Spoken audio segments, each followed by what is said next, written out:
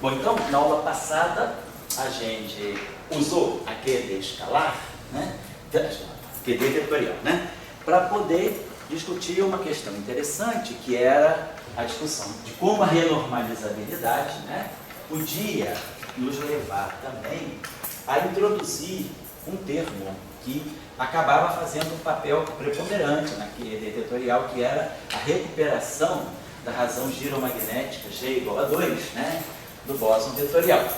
As medidas experimentais que se tem hoje, que não são tão precisas, elas apontam para um fator G do W+, na faixa de 2,2, né?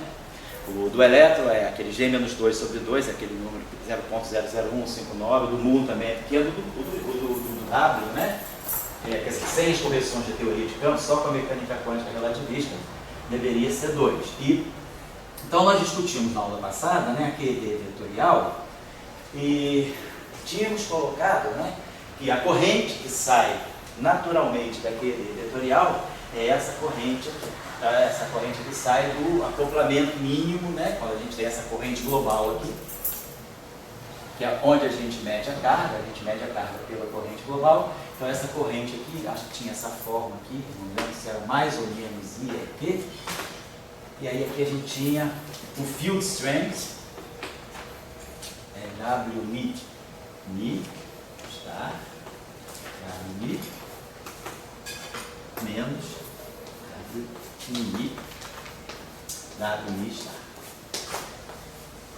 E aqui, esse WMi aqui é feito com as derivadas ordinárias. Dmi, WMi menos o Dmi, WMi. Claro, quando a corrente fica local, o que a gente faz é substituir essas derivadas aqui pelas derivadas covariantes.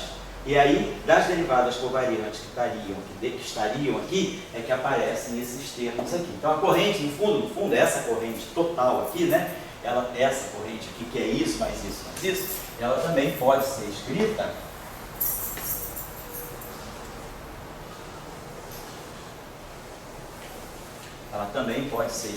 como sendo IEQ, e aí aqui a gente coloca esse WMi está, WMi menos WMi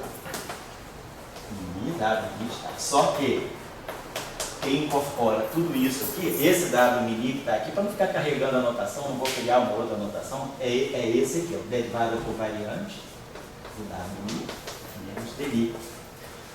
Então a corrente global era essa. Teorema de Noether, teoria global era essa. Na covariantização, a corrente conservada passa a ser essa aqui. E essa corrente conservada pode ser decomposta dessa forma, a partir dos acoplamentos mínimos que estão aqui.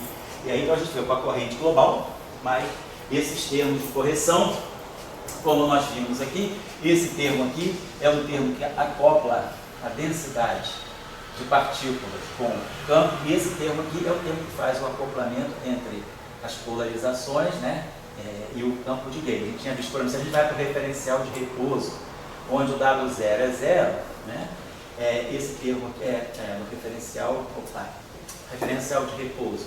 Se a gente pegar a corrente vetorial, a parte vetorial da corrente, os Ws, né, se eu pegar o W0, a carga, esse termo aqui não contribui, que é W0.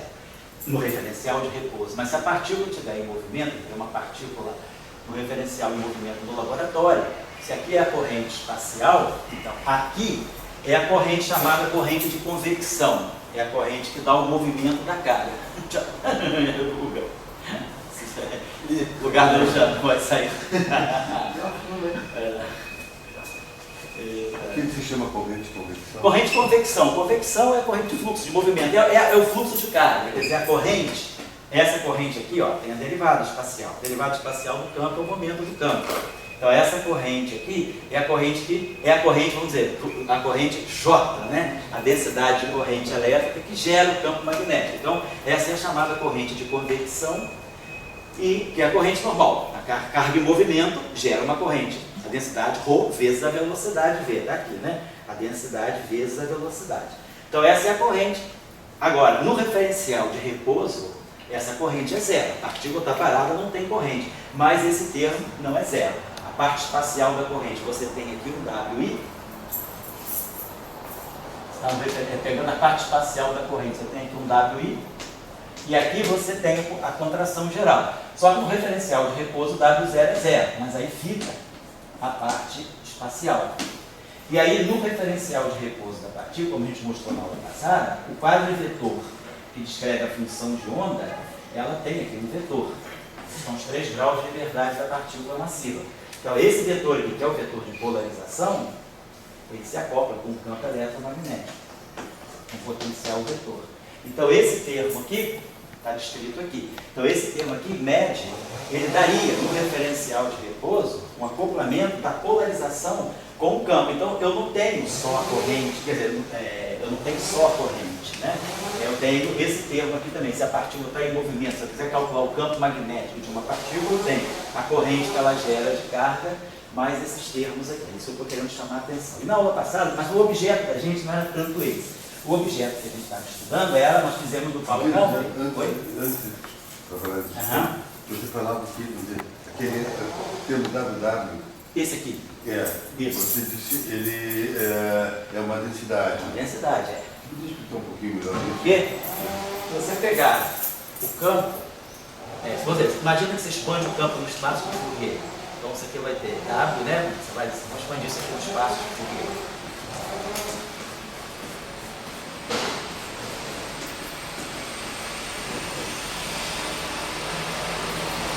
Então eu vou pegar W está. Estou botando aqui a transformada de Fourier sem motivo. E aqui eu vou pegar o campo W. Não estou colocando os índices também para esse. Tá, imaginar que tem um índice contraído.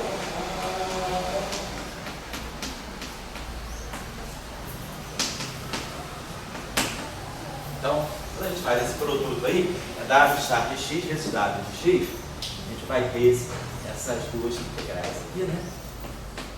A gente tem aqui.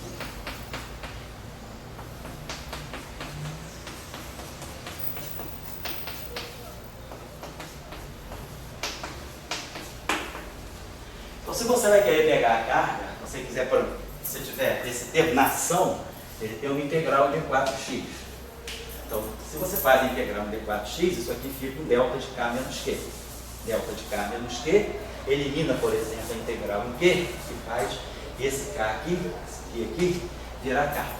E aí, quando você expande os seus campos em operadores de criação e distribuição, basicamente o que você produz aqui é um operador de criação, tá? Com o operador A. Então, isso aqui é um operador número de partículas. Então, esse operador aqui deve estar te contando. E você observa também o seguinte, a dimensão desse objeto aqui é 3.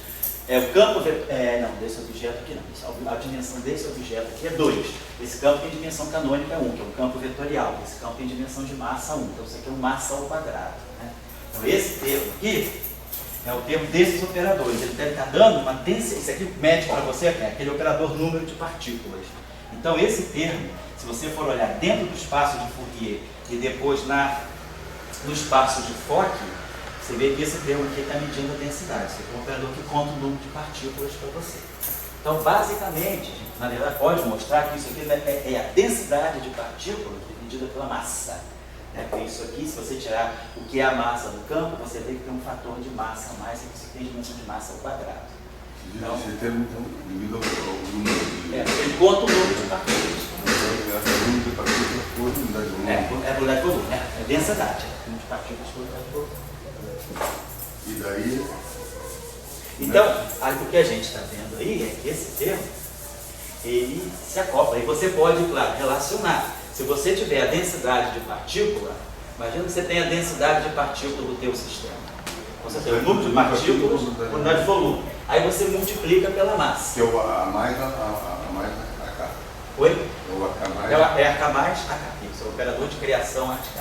Então, isso aqui, se você tem o operador, a densidade de partículas, e se você multiplicar pela carga de cada partícula, estou dizendo que a carga tem um fator numérico vezes a carga do pósitron. Então, se a gente está falando de elétrons, Q é menos 1, isso aqui é menos 0. Então, isso aqui é a densidade de carga. São números de carga, né? Isso aqui é o operador densidade. Densidade de partículas por unidade de volume. Se você multiplica a partícula pela sua carga, você tem uma densidade de carga. Então você tira a densidade de carga por unidade, a carga por unidade de volume. Então esse termo aqui, você acaba podendo relacionar também com a densidade de carga. Porque esse termo ali, na verdade, se a gente fizer a análise detalhada, ele é a densidade de partícula sobre a massa. É. E aí, essa densidade de partícula... Massa por volume. É a densidade de partícula por volume, ou seja, número de partículas por unidade de volume por massa. Isso aqui isso aqui. Que a dimensão disso aqui é 2. Né? Densidade de partícula tem dimensão 3. Se você pegar o número de partículas e dividir pelo volume, o volume é comprimento a terceira. Comprimento a terceira. Então isso aqui dá um comprimento a menos 3. Então a densidade de partículas, ela tem dimensão de massa a terceira. A dimensão canônica dela é massa a terceira, porque o volume é massa comprimento a menos 3, é comprimento a terceira. Então isso aqui tem número de partículas vezes unidade de comprimento a menos 3. Unidade de comprimento a menos 3 é a unidade de massa a terceira. Então a densidade de partículas, ela tem densidade de massa a terceira potência. O nosso campo tem dimensão 1. Então se você multiplicar W por W, isso aqui tem dimensão de massa ao quadrado. Isso não é massa a terceira, isso é massa ao quadrado. E aí a gente mostra que de fato esse termo aqui, ele pode ser interpretado, ele pode ser calculado dando para nós a densidade de partículas por unidade de massa. Agora, a densidade de partículas, na verdade, é a densidade de cargas sobre, né? A densidade de partícula é a densidade de carga, a densidade de partícula vezes, a densidade de partícula vezes a carga, né? Então isso aqui é sobre a massa, isso aqui me dá a densidade de carga, está certo, é isso aqui. Então a densidade de partículas a densidade de partículas tem aqui. Aqui nós temos esse fator é 2Q2. Então você pode só escrever aqui de novo. Vamos pegar aquele termo então lá. Então aquele termo lá, tirando o fator 2, ele é 2Q2, W estar W. W estar W é a densidade de partícula por unidade de volume sobre a massa de cada partícula. E aí acoplado ao campo amigo. É isso que está ali. Agora eu tiro um EQ daqui. Quando eu tirar um EQ daqui, vai entrar aqui um fator EQ, que vai dar a densidade de carga. Então, na verdade, o que a gente ganha aqui é aquele fator que aparece na expressão da corrente de London, que é a razão entre a carga e a massa da partícula, ela afeta, né? Quer dizer, a presença da massa na equação do campo magnético, por exemplo. Então aqui você fica com a densidade de carga,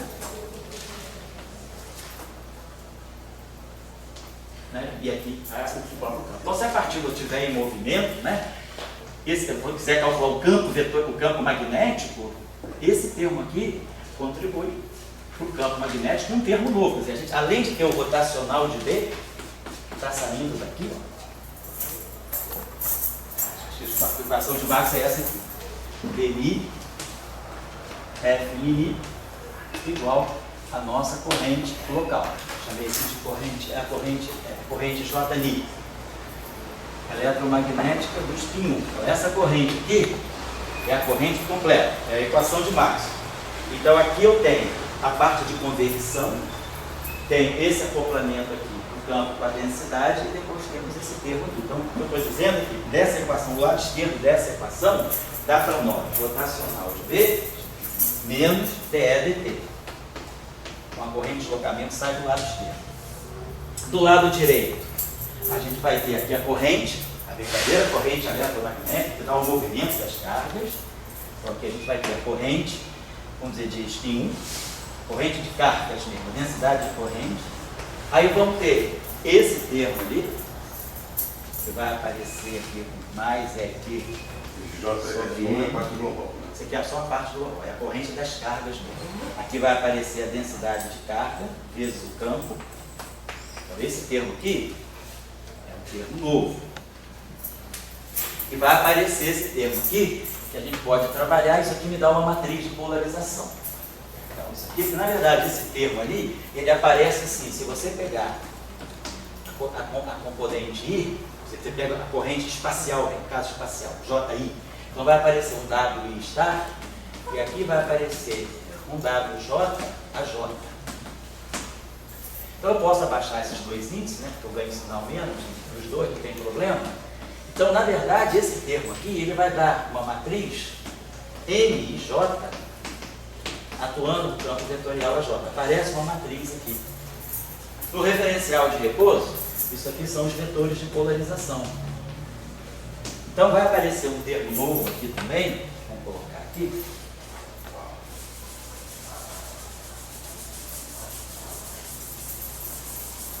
Isso aqui não é o foco da discussão, não é tanto esse, eu estou colocando isso para o Dória. Então a gente está discutindo a questão, por que a renormalizabilidade fez essa, ainda não completou o papel todo, ainda está faltando alguma coisa. Então vai aparecer um termo aqui agora, que vai ser, vamos colocar em forma vetorial, né? Vai ser uma matriz M atuando no campo eletromagnético também. A gente pode imaginar, né? Isso aqui é rotacional de B, componente I, DDL aqui, componente I da corrente aqui, componente I do campo, e aqui está aparecendo aquela matriz M, J, a J. Essa matriz aqui é feita lá nas polarizações. Então eu estou chamando essa matriz aqui, uma matriz M, das polarizações, atuando aqui no vetor AJ. Então aqui tem um mix, essa equação não é diagonal. Aqui é componente I do campo magnético, componente I do campo elétrico, componente I da corrente, componente I do potencial vetor, mas aqui vai aparecer a componente J do potencial vetor, que é aquele termo lá, certo? Então a gente vê que isso aqui também vai influenciar, né, no campo magnético da partícula. Se a gente quiser calcular, por exemplo, o campo magnético de uma partícula de spin 1 em movimento no laboratório. Bom, a questão... Oi? O que influencia no campo magnético? Esse termo de polarização. Aliás, os dois, né? E a equação não é mais rotacional de B igual a J, caso estático, olha, caso magnetostático, você elimina a corrente de deslocamento, você não tem só rotacional de B igual a corrente das cargas de spin. Então você tem as cargas de spin 1 estão se movendo. Então se você vai para o referencial de repouso da partícula, não tem carga se movendo. Então o termo de corrente é zero. O referencial de repouso da partícula, isso aqui é o momento. O momento é zero. Mas esse termo aqui não morre e nem esse termo aqui morre.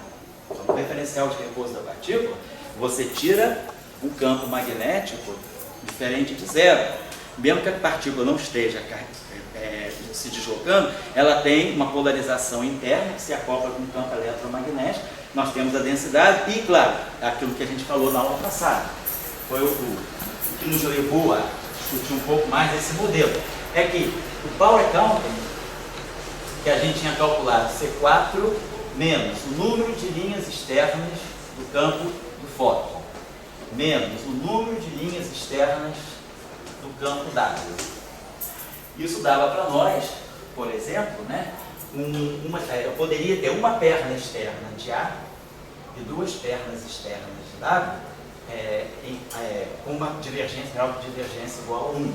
Então isso poderia parecer um termo. E a invariância de Gauge me permite que esse termo aqui, se eu colocar aqui as partículas de spin 1, que é tipo o famoso gráfico do triângulo do movimento de polo magnético, né?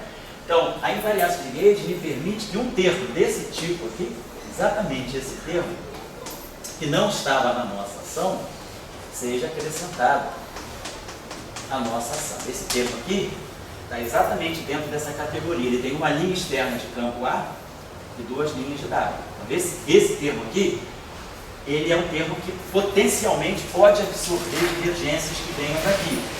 E é esse termo aqui que precisa ser acrescentado para restaurar a razão giromagnética G igual a 2 da partícula de spin 1. Se nós pegarmos aquele modelo lá, sem esse termo no lagrangiano, se a gente pegar o campo de spin 1 minimamente acoplado, né? Se eu pegar esse lagrangiano aqui, que é o lagrangiano do spin 1, acoplado ao campo eletromagnético, a gente tinha colocado, né? Que é menos meio, e aí aqui a gente tem o W mínimo menos um quarto aqui, né?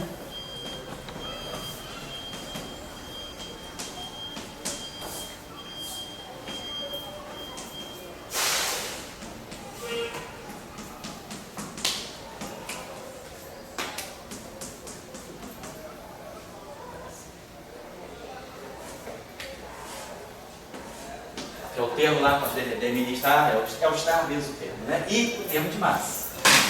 Então, se a gente constrói o nosso modelo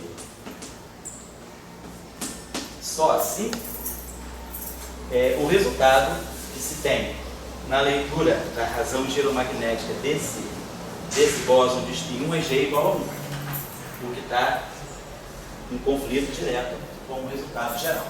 Então, como eu poderia justificar o aparecimento de um G igual a 2? Então, o Power Counting também me indica que esse termo aqui deveria ser acrescentado. Se vocês olharem aqueles trabalhos cujas referências eu dei para vocês na aula passada, os trabalhos da década de 60, do Livre, Yang e do Salan, lá, os três papers que eles fazem, discutem a introdução desse termo aqui por argumento de renormalizabilidade, que dá um G igual a 2. E aí, esse termo agora, ele tem que estar dentro da ação. Mas esse termo aqui, ele não contou para nós uma contribuição para a corrente. Quando a gente derivou essa corrente aqui, a gente tirou a equação do campo eletromagnético por aqui. A gente aplicou o princípio variacional aqui, variou em relação a A aqui e variou em relação aos A's que estão aqui dentro. E aí a gente ganhou essa equação de Maxwell. Dmi F mini, automaticamente a gente lê do lado direito da equação a corrente que se acopla com o campo de gauge. Está aqui. E aí tiramos a expressão dessa corrente. Mas tudo isso sem esse termo aqui.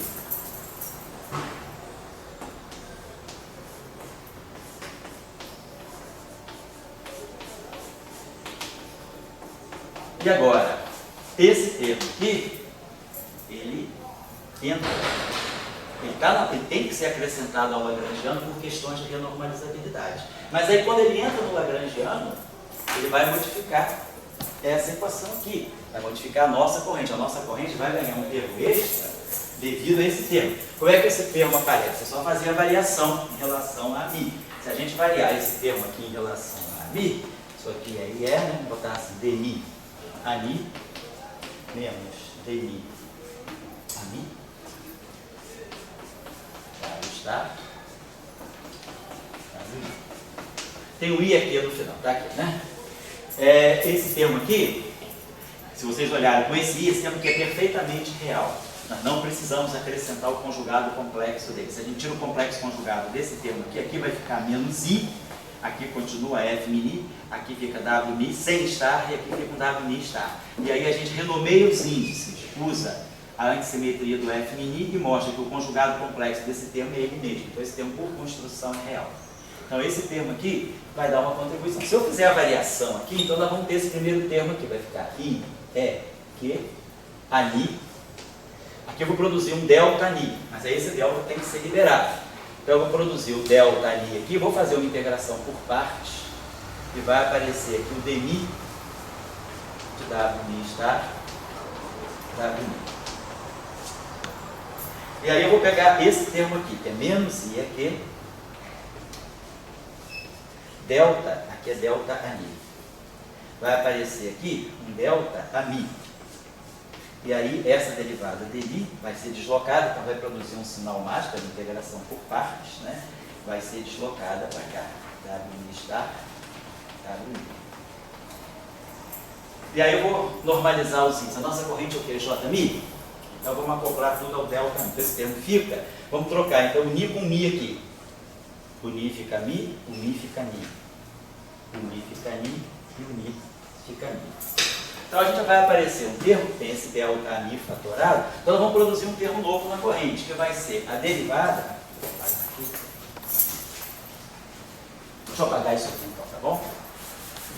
Isso que a gente colocou. Vamos então acrescentar mais um termo na corrente eletromagnética. Então vai aparecer um termo agora que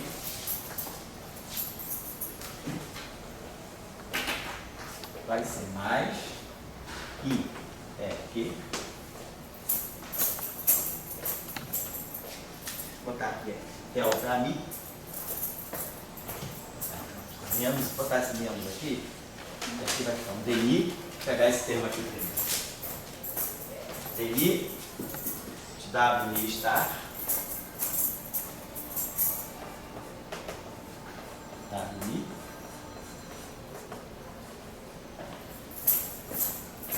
E aí aqui vai ficar um sinal proporcionalmente. Menos WI star. WI. Menos WI star. Mas esse termo aqui joga uma outra contribuição para a nossa corrente. Se alguém quiser esclarecimentos mais a fundo sobre isso, pode falar com o Alexandre, que está estudando um pouco isso, o Léo, que já também trabalhou nisso, e tem a tese de doutorado um pouquinho, mas a gente na tese de doutorado um pouquinho não foi muito na análise mais detalhada das coisas. A gente fez uma coisa mais, vamos dizer assim, mais superficial, né, em termos de detalhe, de interpretação de cada termo. Mas aí vocês, quem quiser, pode conversar com o Léo, com o Alexandre ali, qualquer coisa. Mas e tem também as referências que eu dei dos papers do Salando e Yang, né? Então esse termo aqui é um termo novo. E esse termo aqui, a gente pode imaginar, né, que como é que eu posso rearrumar esse termo aqui, por exemplo? Se lembrarem que o tensor de spin, o gerador do grupo de Lorentz, na representação vetorial, eu não me lembro muito bem, vou ficar falando, né? Tem um fator I ou menos I. Tem um fator I aqui, ou menos I, né? De acordo? Tudo depende da definição. A gente tem trabalhado com a definição assim, né? O gerador do grupo de Lorentz, né? Quer dizer, aqui é uma transformação de Lorentz, né? Só para x' mi, lambda mini, está aqui um vetor qualquer. W' mi, eu gosto de W'. Isso aqui. Essa transformação de Lorentz aqui a gente expressa dessa forma, exponencial de I sobre 2, os parâmetros da transformação de Lorentz, vamos dizer assim, ômega alfa beta, geradores do grupo de Lorentz, sigma alfa beta, elemento mini, W. Então, isso aqui dá para nós em primeira ordem, primeira aproximação aqui me dá primeiro termo da exponencial, me dá o delta mini, que é a identidade. Vamos fazer uma transformação infinitesimal. Aqui fica I sobre 2, ômega alfa beta, sigma alfa beta, mini, W. A transformação de Lorentz infinitesimal é delta W mini, né?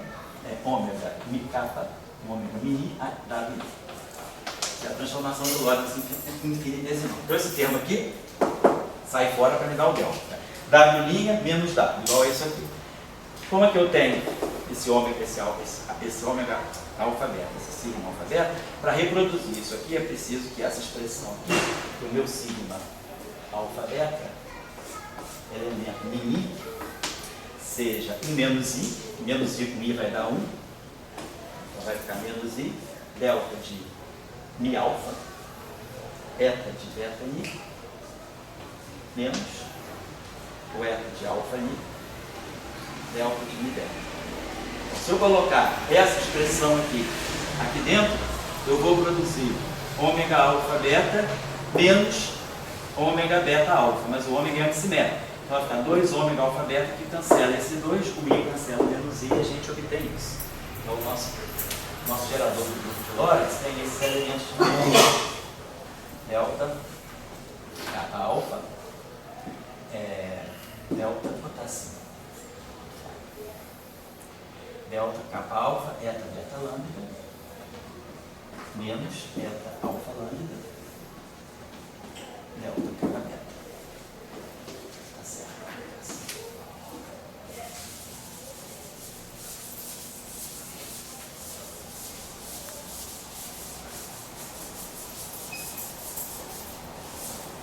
E aí, esse termo aqui, a gente tem esse DI aqui, né? A gente pode pensar que esse termo aqui poderia ser escrito dessa forma. Aqui um W, vou colocar aqui um W alfa, tá? É assim. Aqui um sigma, mi, elemento alfa beta, e aqui um W beta. Vamos ver como é que a gente desenvolve esse termo aqui, usando essa expressão aqui. Então, se a gente desenvolver esse termo aqui, esse elemento de matriz aqui, ele é menos I, delta de mi alfa, delta de mi beta, menos delta de mi beta, delta π alfa. Então, se a gente desenvolve esse termo aqui, isso aqui vai dar para nós menos I. Eu botei, tem um I aqui, tá certo, menos I. Aí o primeiro, aí vai ficar aqui, derivada de I. Aí o primeiro termo aqui, o alfa fica Ni.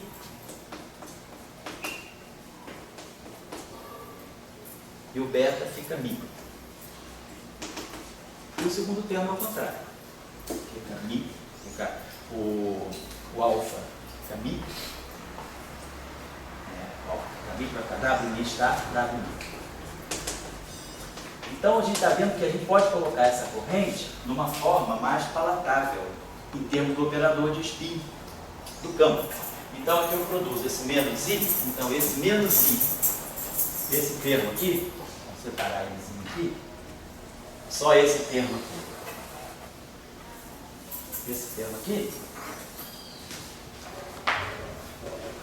o menos I entra na definição do signo, então a gente pode escrever esse termo aqui como sendo mais a carga, a derivada, atuando nessa combinação. W alfa star, sigma mini, W delta. Certo? Então essa aqui é a contribuição dessa corrente. Aqui aparece, vou botar alfa delta, né? Sigma mini, elemento alfa delta. Essa corrente aqui se acopla com um campo eletromagnético. Para fazer o acoplamento desse termo, a gente vai pegar toda essa corrente e faz a J mi a mi. Se eu acoplar esse objeto aqui com o AMI, na hora que a gente acopla com o AMI, pego essa contribuição da corrente e acoplo com o campo de Gauge, esse objeto aqui é antissimétrico em Mi. Então, essa derivada aqui, eu posso antissimetrizar isso aqui. Isso aqui vai ser a mesma coisa que de Mi a Mi menos de Mi a Mi. Então, após o acoplamento, esse termo aqui acaba virando algo desse tipo. É que W, vamos colocar assim genericamente, sem os índices, né? Intermediários. W star, sigma, Mi, W. Mas aquela derivada com esse A, né? Então no espaço dos momentos, a gente vê isso claramente aqui. Quando eu acoplar isso dentro de uma ação, é claro que eu posso fazer integração por partes, né? Estou imaginando que isso aqui é só a corrente. Quando eu penso na interação eletromagnética, é J mi a Mi, dentro da integral. Estou integrando aqui em D4x. Então, quando eu integrar em D4x, tudo isso aqui é em x, eu posso fazer integração por partes. Então, a derivada vai atuar no campo eletromagnético e vai produzir aqui para nós o F mini. E aí a gente vê claramente, isso é o spin. Isso aqui, ó, é como se fosse uma densidade de spin. Star, o operador, é como se fosse o Bra, o operador e o cat. Então isso aqui é o spin. E aqui eu estou acoplando com o campo eletromagnético. Então daqui vai sair alguma coisa, que é o Mi, ó, carga, vezes isso aqui, escalar B. E a gente sabe que esse operador aqui, ele é densidade de partículas por massa. Então vai aparecer aqui exatamente um EQ sobre M. Que é justamente o que esse EQ, o 1 sobre a massa que vai sair daqui, vai dar para a gente exatamente o momento magnético. Então esse termo aqui, que foi introduzido, ele é uma contribuição direta para o momento magnético da partícula. Por isso que ele se soma ao momento magnético, que já vem daqui da corrente, e dá para nós o fator 2. E a interpretação desse termo, então, é um novo termo. Então, a corrente eletromagnética do spin 1, ela é ainda enriquecida por esse termo. No referencial de repouso da partícula, esse termo está dando o spin.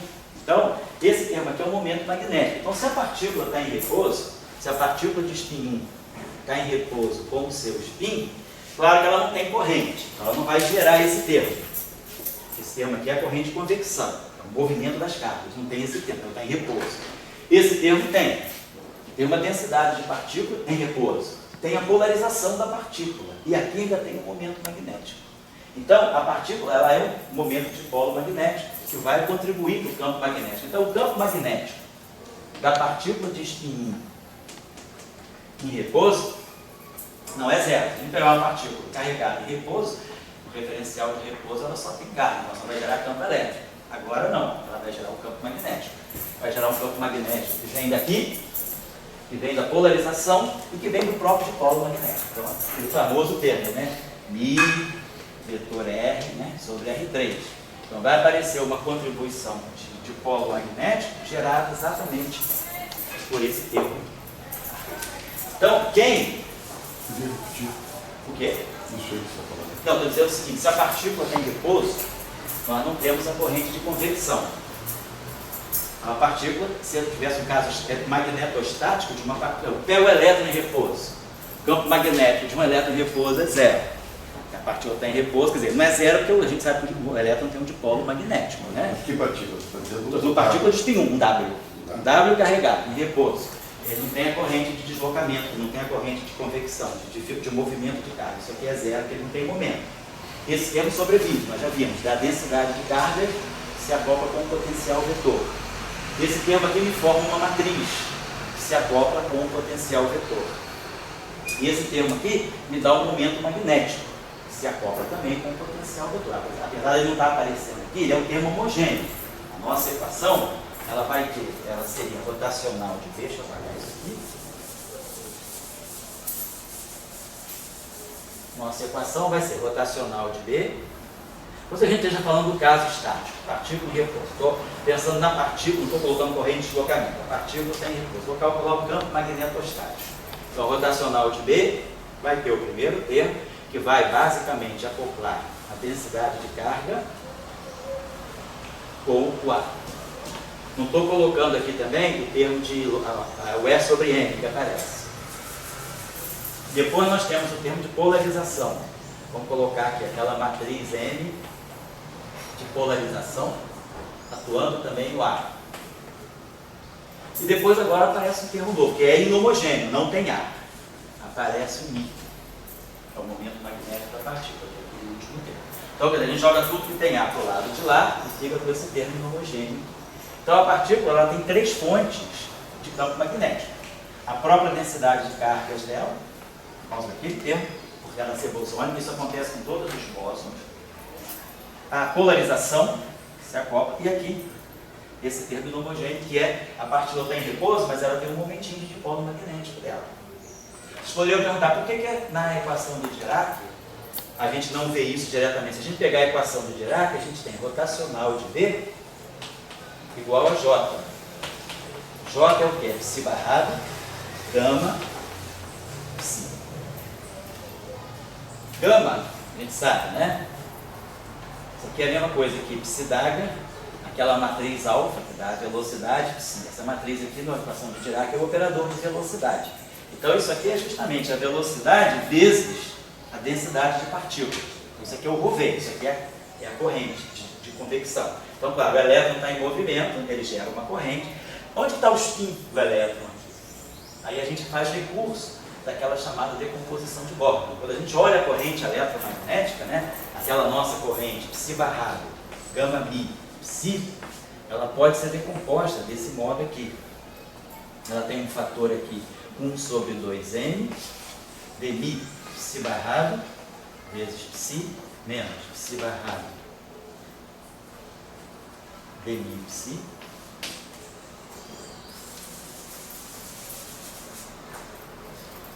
sobre 2m aqui, esse termo aqui é certo. Depois aparece um termo aqui que é o EQ sobre 2m, psi barrado, de mi, psi barrado, sigma mi. Esse termo aqui, ó, é exatamente esse termo dos spins. A derivada atuando nesse produto e a matriz de spin fazendo aqui a transição disso para isso, fazendo o flip, né? Fazendo aqui a relação. Então, a corrente eletromagnética, normalmente a gente escreve ela assim, psi barrado gama mi psi.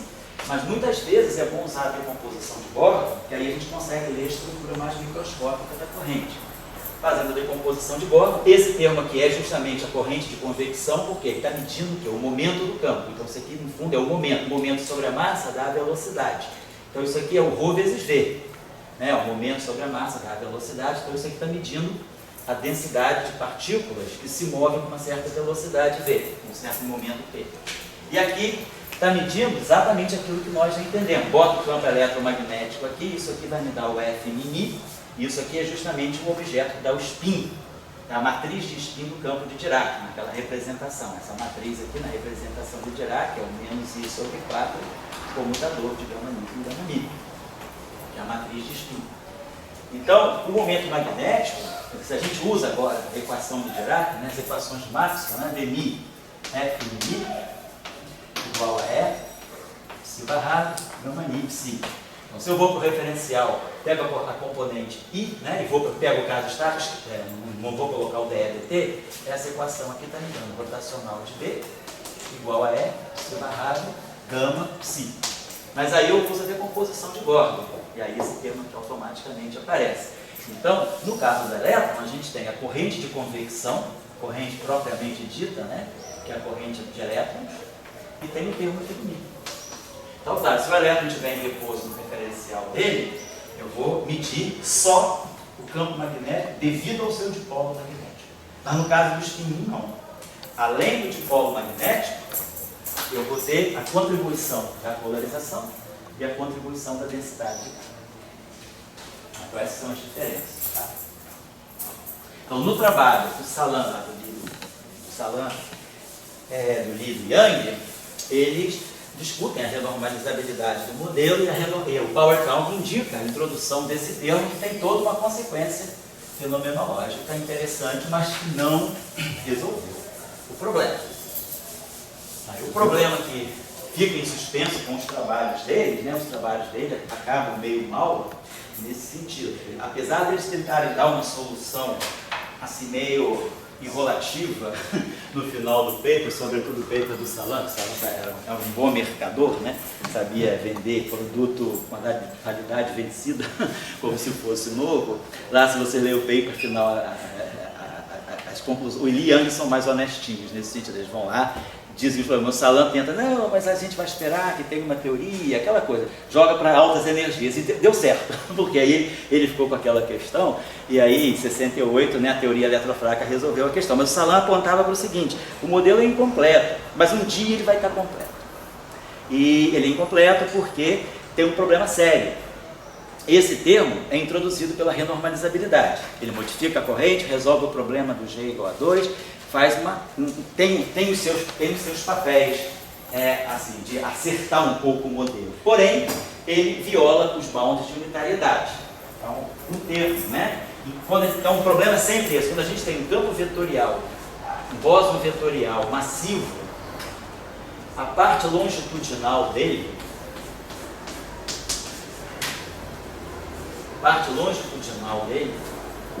gera uma contribuição para a seção de choque que cresce com a energia. E aí isso estoura o chamado limite de unitariedade. Então esse era o problema. E o problema vem da massa. O bóson vetorial massivo é justamente a parte longitudinal dele. O escalar não tem isso. Ele tem parte longitudinal, mas o vetor massivo tem. E é a parte longitudinal que estraga tudo. Então, a unitariedade, apesar da renormalizabilidade ter sido bem estabelecida, a unitariedade estava mal em um cenário. E justamente a gente sabe quando, isso é uma coisa que fica um pouco clara da experiência com teoria de campo, sempre que a gente tiver um modelo que a gente de alguma forma estude e veja que ele é não unitário, isso significa que se ele é não unitário é porque o espectro não está completo, deve estar faltando alguma partícula que vai restaurar a unitariedade. Eu falei com vocês da outra vez, né? Se a gente pegar uma matriz unitária, né? O que é uma matriz unitária? Uma matriz que satisfaz a essa condição aqui. Então, se a gente estuda isso aqui, pega N, pegar o elemento J, né? Então isso aqui é NIJ, NIK star. Isso aqui é NKI star. Isso aqui é NKJ. Isso aqui tem que ser delta J. Isso aqui é o nosso conceito de uma matriz unitária. Se a gente somar, então, sobre todos os capas, né, eu fixo um I e fixo um J, e eu somar sobre todos os capas, isso aqui vai ter que dar o delta de J. Então, se a gente soma, vamos dizer que essa matriz seja N por N, o capa vai de 1 até N. Se eu fizer essa soma aqui, com capa, desde 1 até N menos 1, isso aqui vai ficar N capa I star, N capa alfa J vai ser igual a delta J menos M i estágio. Está faltando só o K igual a M. N J. Sem soma em N, claro. Isso aqui, esse N aqui é fixo. Então, já não é mais unitário. Então, quer dizer, então, a quebra de unitariedade pode estar me dizendo que está faltando isso aqui. É esse termo que eu não estou vendo. Quer dizer, quando eu digo que isso aqui é diferente de 1, eu não estou vendo a identidade. Então, será que eu não teria alguma coisa que está faltando para completar a identidade? Então, em física de partículas, isso deve ser alguma partícula que está faltando no espectro. Então, o que o Salan colocava era isso. Se o nosso modelo não é unitário, pode ser que nós não estejamos percebendo todos os graus de liberdade que deveriam estar presentes aqui. Claro, o cara tem campo de spin 1 e tem o fórum. O que mais que ele poderia querer? Tem tudo que ele quer. Então ele coloca a questão. Pode ser que tenha algum fato novo por trás do campo de spin 1. E aí, com a teoria eletrofraca, ele resolve essa questão. Porque na teoria eletrofraca, quando introduz o Higgs, a massa do W, ela não é um ad hoc colocado à mão. Ela tem um mecanismo por trás. Tem um outro grau de liberdade na teoria, que é o campo de Higgs. Então, o campo de Higgs entra, o campo escalar de Higgs entra, e ele entra para gerar massa para o campo de gauge, mas ele tem acoplamentos. E ele, na verdade, faz o papel da parte longitudinal do campo vetorial. Então, é ele que restaura a unitariedade. Então, o que ficou claro a partir de 68 é que uma teoria eletromagnética para o spin 1 massivo e carregado, ela tem que estar num cenário mais amplo. Ela tem que estar num cenário onde apareça algum mecanismo que seja responsável pela massa e que vá fazer a restauração da unitariedade. Porque o papel, se vocês pegarem o modelo padrão e tirarem fora o Higgs, os bounds de unitariedade são violados. Vocês têm seções de choque que divergem com a energia. Quem faz a seção de choque do modelo padrão obedecer aos bounds de unitariedade cair quando a energia cresce é justamente o campo de Higgs. Então, aqui é a mesma coisa. Então, o que a gente sabe hoje é que a melhor, tirando aí, né, claro, a discussão que a gente sempre tem com o Dória, o modelo que o Dória vem ter escrito na aula de ontem, de eletromagnetismo, né, de campos vetoriais carregados, né, abelianos, né, mas na versão padrão, na versão dos tables, na versão que a comunidade trabalha, a melhor maneira de se descrever um campo vetorial massivo carregado é no âmbito, é dentro de uma teoria não abeliana. Ele tem que ser o setor abeliano de uma teoria não abeliana, onde a massa seja gerada pelo mecanismo de Higgs. Então a questão foi resolvida em 68, depois que a teoria eletrofraca foi elaborada. Então, essa é a discussão. Então, a gente resolveu o problema da renormalizabilidade, o power count está ok, está em cima, mas a unitariedade foi violada por causa do setor longitudinal dos bósons carregados. Essa é a discussão. E aí, o conselho que fica é esse, né? Sempre que a gente tiver um modelo que, de alguma forma, a gente detecte que ele é não unitário, talvez estejam faltando graus de liberdade que a gente tem que inserir para restaurar a unitariedade. Uma pergunta que você diria então que teriam três termos vamos chamar não lineares, três termos que explicariam a corrente global. Isso, aqui é. Então essa corrente global é a corrente normal, que vem que está além da conservação. E a corrente que você mede no laboratório te dá o choquinho. Eu não sei se é o DRT do Maxwell. É o BRT. Não, DRT.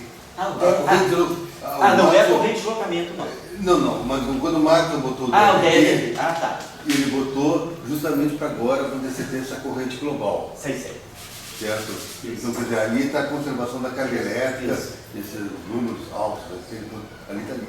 Daí aparecem três termos, vamos chamar de interação não lineares, né? O primeiro, esse primeiro, que é o termo de... Então, esse primeiro é o termo de acoplamento da carga com o campo eletromagnético. É o termo que dá esse vértice dos gráficos de Feynman. É esse termo, porque lembra que você vai acoplar isso com a mi. Quando você acoplar isso com a mi, vai aparecer a mi e a mi. Então esse termo aqui é o vértice da gaivota, é o símbolo, né? É esse vértice aqui. Aqui também tem um vértice novo, também é da mesma característica. Então vamos discutir só o primeiro. Não, o primeiro é esse aqui. Esse primeiro seria o termo de London. Isso.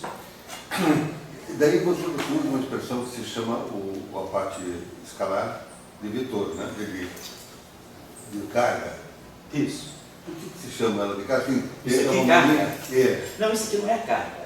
Isso aqui é densidade de partícula. Mas a densidade de partícula, porque o difícil é o seguinte, a gente pegou esse termo aqui e quebrou em dois. Ah, estamos chamando todo mundo, se chama de... Porque a densidade de carga é isso aqui.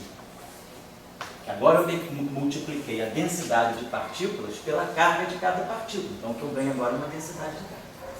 E aí esse termo aqui, na verdade, é a densidade de carga sobre a massa. E aí é que aparece o termo de London. Essa densidade de carga é a densidade de carga do W, né? É a densidade de carga da partícula, sabe? Do W. W, vamos dizer que você tem uma densidade, tem uma esfera de bósons W, né? Todas as partículas elementares são partículas de spin 1. Então é isso que está aqui. Não tem nada a ver com... É só do W, né? Só do W. Não é carga do fóton, não tem fóton massivo nem carregado, certo? O fóton é o fotinho de sempre, tá? Daí você introduz o outro termo que... Esse outro W. Segundo termo. Que você... Bom, Pergunta ao teu colega de bancada aí. Fale do seu segundo termo. Fale. Tá dormindo ainda? Chegou da lá para fora. Eu cheguei da rodoviária, peguei o ônibus da rodoviária para ver o Flamengo ontem, a 1h44 da manhã, eu te vi. Na hora que a gente passou pela Lapa, você estava com a bandana cor de abóbora, com dois caras lá, todos seis, todo metaleiro, assim, estava com a guitarra nas costas, eu estava tocando em um bar lá à noite, estava faturando lá por fora da bolsa, e a dedicação exclusiva que você assinou. Tá certo. Fala aí, fala pro Dória. Conta a história. O Dória quer saber o que, Dória? Pergunta para o Alexandre. Já que o Léo é quietinho lá, deixa o Léo faz. Vamos falar ali, porque digamos fala, Alexandre. tudo embutido, o segundo termo está ligado, vamos dizer, à polarização que você está querendo dizer, né? De um termo. Isso, fala, Alexandre, explica aqui o Dória. É um termo, vamos dizer, casa do ar. Vamos dizer o seguinte, vou dizer, se eu quisesse ter uma visão macroscópica, o que está acontecendo com o material?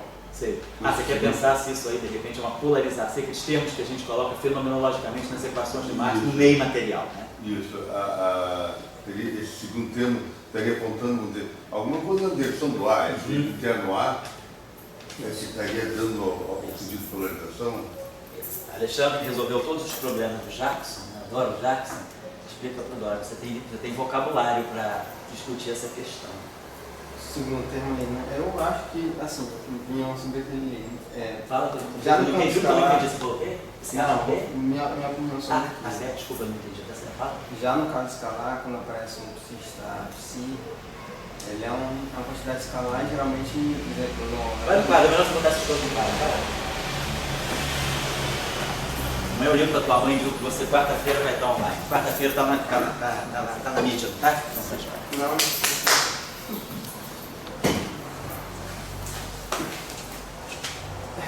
Esse termo aqui, né? É isso? Não, o segundo. O Dória está indo no segundo termo. Ah, nesse aqui não? Primeiro, segundo? É o terceiro, né? Vamos pegar assim, eu sou um cara experimental, assim, de baixo, né? Magnetismo, labinano, tá legal. Estou na nanoeletricidade, né? Oi? É nanoeletricidade. Nanomagnetismo. Eu sou um nano aí, experimental, burro pra caceta, mas... Que isso, Dória? Cara, olha, tô fora. Eu me comprometo politicamente com tudo que eu já falei sobre... Mas essa eu tô fora. Mas eu sou burro, Pelo amor de Deus. Pelo amor de Deus.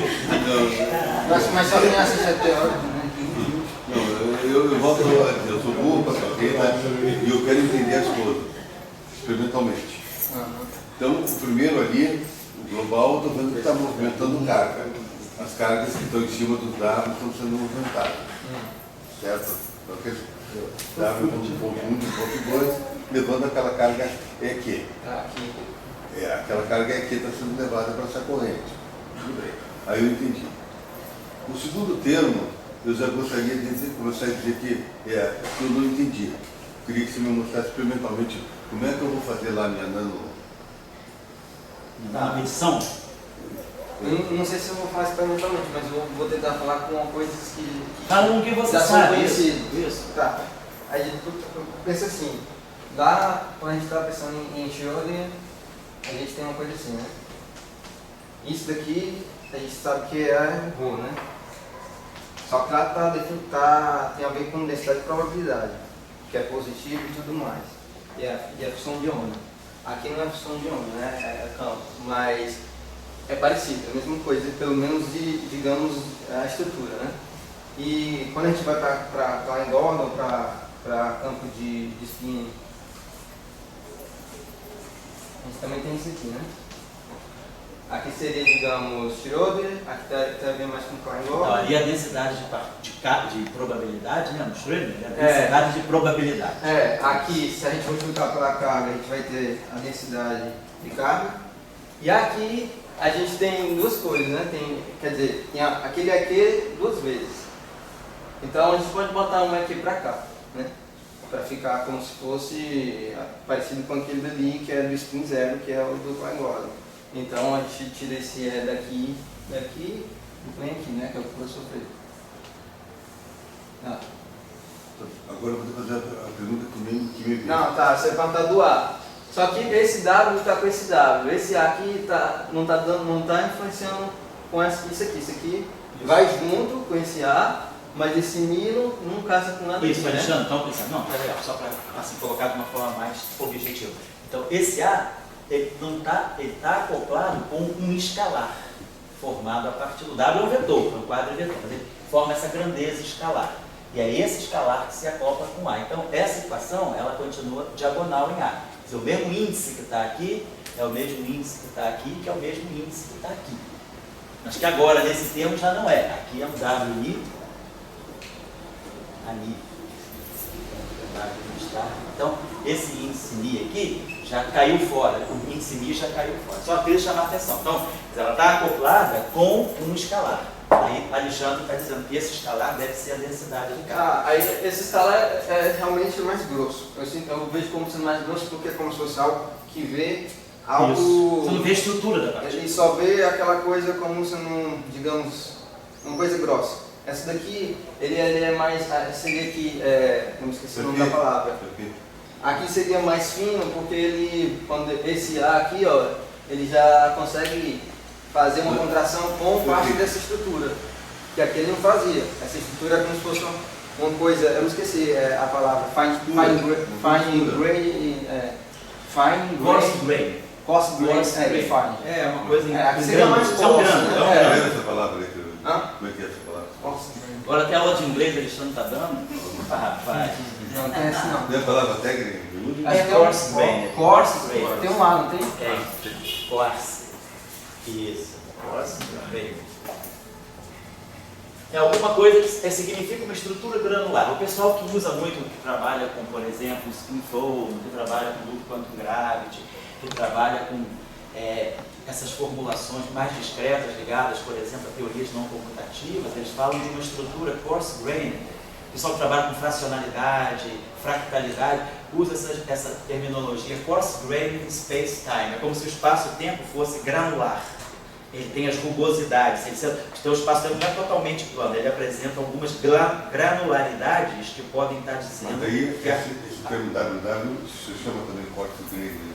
Não, esse termo que o Alexandre está dizendo... Eu estou chamando, mas nunca vi isso escrito. Eu estou dizendo que é como se fosse coarse grain, porque eu imagino, estou pensando nunca lá... literatura hoje Não, eu nunca vi isso na literatura. Não, isso aí é metáfora dele, ele está aprendendo com você. Eu nunca vi isso na literatura, só estou chamando porque da mesma forma que lá no espaço-fase a gente chama uma coisa, uma bola assim que a gente põe no espaço-fase do coarse grain, e quando a gente vai olhar a coisa dos pães de vírus e tudo mais, a gente vê uma fractalização e aí a gente fala de fine grain, porque ele é mais microscópico. Aí eu estou falando isso só porque Ótimo, bom. você está perguntando experimentalmente, né? Então eu só acho que isso aqui seria algo mais grosso. E isso seria algo mais fino porque ele está se acoplando com A mesmo aqui diretamente, com o produto vetorial, né? Escalar se for no caso espacial, né? Aí tudo bem. Aí... Eu entendo assim, Por exemplo, quando você tem o W é um WMI, né, originalmente. E aí você fez, digamos ali, W interno W, então ficou um escalar. Sim. Então é um tipo de uma coisa escura, mais escalar. Daí você, no segundo você bota o WMI em evidência. Então você já falou bem, o Mi que sobra lá, né? Sim. E os dois, então eles aparecem de uma maneira já Pois sinalizando, e no último você bota ele como tensor, né? Aqui é como se fosse, digamos, por exemplo, lá na hidrodinâmica, é aquilo que a gente tem, aqueles, sei lá, tensor de torções, aquelas coisas de que em cada direção, X, Y, você tem um jeito diferente de que o material sente alguma coisa, uma interação. Tensão.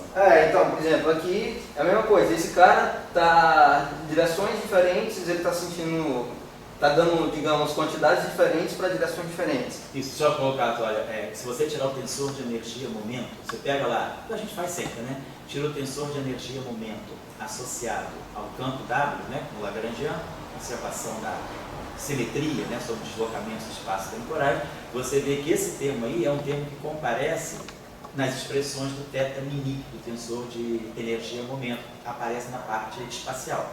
Que são o que o Alexandre está dizendo, são componentes do tensor de tensão. Então o campo eletromagnético ele se acopla, né, com esses chamados tensores de cisalhamento dessa distribuição de Ws que possa estar se propagando no espaço. Então aí a direção faz diferença. Ali é uma coisa mais macroscópica, que você, né, se você está provando algo com um comprimento de, sei lá, mais distante ou mais grande, aquilo que é menor, né, não tem tanta estrutura, mas se você dá vai mais dentro. Uma distância muito maior do que o comprimento de onda de Compton da partícula, então você perde a noção da estrutura dela. É isso que você está falando, né? O comprimento de onda de Compton.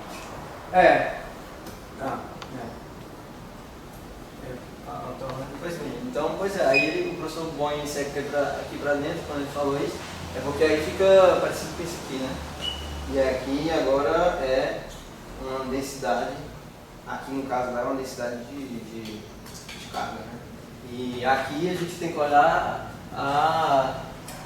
fazer análise dimensional, como o termo aqui é W, né? É vetorial, ele é massa, aqui tem massa por massa, né? E quando a gente tem densidade como a gente falou, densidade de partícula, é número de partículas por volume. Então é 1 sobre L3, que é 1 sobre volume, né? Então é massa ao cubo. Então se é massa ao cubo, para ficar nas outras dimensões aí, você tem que dividir massa ao cubo por massa. Porque massa ao cubo por massa vai dar massa ao quadrado. Que é a dimensão desse termo, né?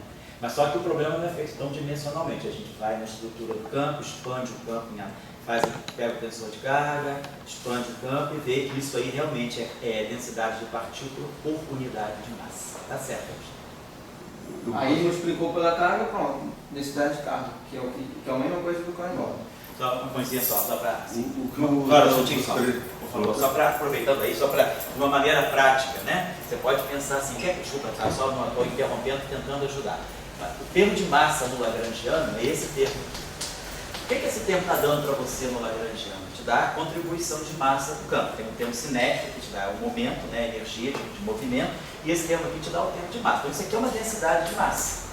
Então se você imaginar esse termo aqui, você poderia pensar que isso aqui é um M2 aqui e divide por esse M2 aqui. Então esse termo aqui você pode trazer para cá e esse aqui você deixa aqui. Então, isso aqui está ligado, na verdade, à densidade de partícula vezes a massa. Então, é por isso que também você pode olhar e já entender a interpretação desse termo como sendo uma densidade de partícula, certo? Mas aí você faz a expansão do campo em operadores de criação e destruição, usando o formalismo canônico, e você vê que esse objeto, no espaço de Fock, né, no espaço de operadores de criação e de destruição, ele descreve a densidade de partículas por unidade de massa. O que eu tenho aqui interesse para pensar é o seguinte, eu entendo o eletromagnetismo como uma composição não do fóton, mas de todas as partículas capazes de intermediar a carga elétrica. Então aí você colocou partículas com os dados. Então, qual é a diferença que a gente começa a ver na equação de movimento? fora dessa parte global que está transmitindo a carga elétrica, certo? Daí começa a aparecer esses termos. Nesse termo, para mim teria um termo que primeiro que seria esse da massa. Então você tem um termo que você coloca massa, mas só que vamos dizer, no caso, com um dado, com uma missa, o que for, e depois começam a aparecer os termos das interações entre esses campos. Então o termo escalar, daí começa a aparecer um termo vetorial, e depois começa a aparecer um termo tensorial. Então a equação do movimento, ela, a gente estava ali acostumado só com buscar um termo de massa, via Higgs, sem Higgs, ali, você, nesse eletromagnetismo, que você quer transmitir carga elétrica com mais campos, você começa a aparecer composições. E composições, como você está fazendo ali, vetorial, esses três maneiras que vão... Dória, na verdade, só pensar assim, em termos de física, né? Fisicamente falando, você vê assim, você tem uma partícula de spin 1, massiva. Então, ela tem carga. Então, o primeiro termo, ele vai olhar quais são os atributos para o eletromagnetismo. Os atributos para o eletromagnetismo são carga de polo magnético, né? Magnetismo, vamos dizer assim.